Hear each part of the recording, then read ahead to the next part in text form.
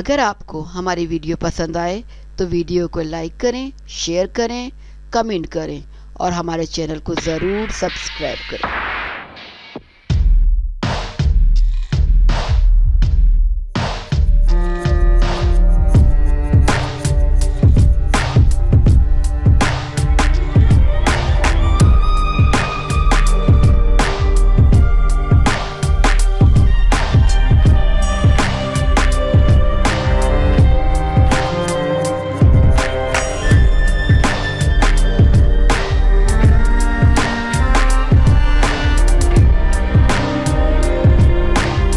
पाकिस्तानी अदाकारा ने बॉलीवुड डेब्यू पूजा भट्ट की कजरारे से किया।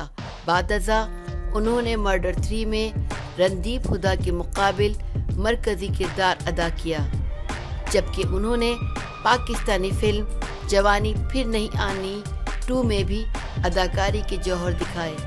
इस बार सारा को भारत की जानिब से अपने आने वाली फिल्म फिराट सैयां की प्रमोशन के लिए वीज़ा जारी न हो सका, जिसकी वजह से पाकिस्तान और भारत के दरमियान तनाव बताई जाती है। अदाकारा ने 4 बार वीज़ा के इजरा के लिए दरख्वास्त जमा कराई, ताहम इन्हें मस्बत जवाब मौसूल न हुआ। मैगजीन मिड डे से बात करते हुए अदाकारा का कहना था कि वो इन्हें भारत में जाकर अपनी फिल्म को प्रमोट करने का मौका मिलना चाहिए, ताहम इन्हें वीज़े के इजरा में मुश्किलात का सामना है। अदाकारा ने उम्मीद जाहिर की है कि इन्हें फिल्म की रिलीज से कबल वीज़ा जारी हो जाएगा।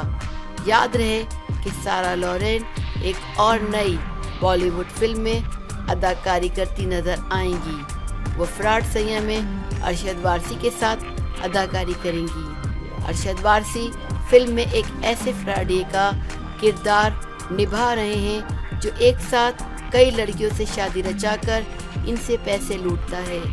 फिल्म का ट्रेलर जारी कर दिया गया है। फिराट सैयां 18 जनवरी को रिलीज की जाएगी। अगर आपको हमारी वीडियो पसंद आए तो वीडियो को लाइक करें, शेयर करें, कमेंट करें और हमारे चैनल को ज़रूर सब्सक्राइब करें।